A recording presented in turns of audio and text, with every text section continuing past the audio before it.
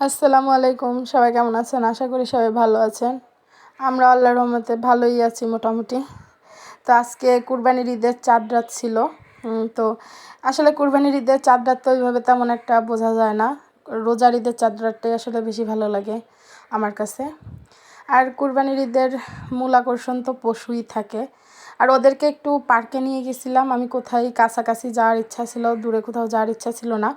আমরা সাধারণত রোজার ঈদের চাঁদ রাতে নিউ মার্কেটে যাই, ওটা খুব ভালো লাগে। কিন্তু আজকে আমার শরীরটা বেশি ভালো না, আমি তো অনেক দিন ধরেই অসুস্থ। তাই বাসার কাছাকাছি আমাদের এই যে পার্ক, জাতিসংঘ শিশু পার্ক, এখানে মেলা হবে, ঈদের মেলা। তো এই যে এই নাগরদোলা, তারপরে এটাকে কী বলে, নৌকা, এগুলো আনছিল। লোকজন তেমন একটা নেই। আর আমার ছেলে যে নৌকায় উঠছে, কিন্তু ও একা একা ভয় পাচ্ছিল। তারপরে আমি লোকদেরকে বলে এটা থামায় ওকে নামায় নিয়ে আসি।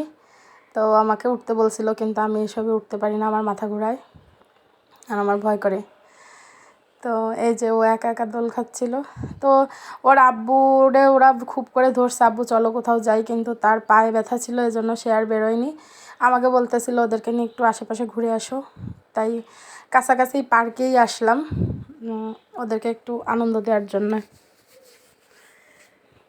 তারপরে এই যে আমার মেয়ে এটাই উঠছে। এটাতে এই যে পার্কে, খুলনায় যারা আছেন তারা তো জানেন এই পার্কটা।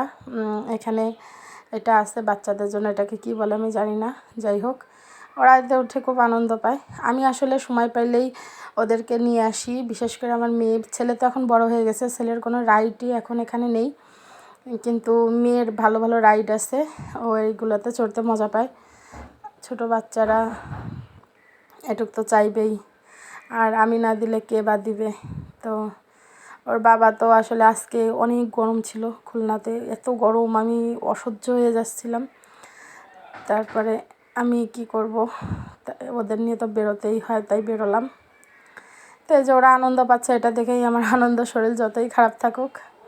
আর এই যে নাগরদোলা টোলা এগুলো আসছে ঠিকই, কিন্তু চালু হয়নি। এগুলো হবে ঈদের দিন থেকে, কাল থেকে শুরু হবে। তো এটা যেহেতু ঈদের আগের দিন, ওরা সব কিছু প্রসেস করতেছিল। কিন্তু বাচ্চারা তো বোঝে না, উঠতে চাচ্ছিল সব কিছুতে, কিন্তু কোনো কিছুই চালু হয়নি, শুধু এই নৌকাটা চালু হয়েছিল, কিন্তু লোক নেই। আর এই যে মেলা গোছাচ্ছে, শুরু হবে যখন তখন আবার ওদেরকে নিয়ে যাবো নি, সেটা আমি ওকে বলছি। আর এই যে গরু দেখতেছিলাম। আর বাসায় আসার পথে এই যে কী অবস্থা, আল্লাহ, আমাদের গলির মাথায় একদম একটা পাশের বাড়ির লোক, তারা এই বিড়ালগুলোকে মারছে। একটা বিড়ালের পেটে বাচ্চা, আর অন্য বিড়ালের কোলে বাচ্চা আছে, দুধের বাচ্চা।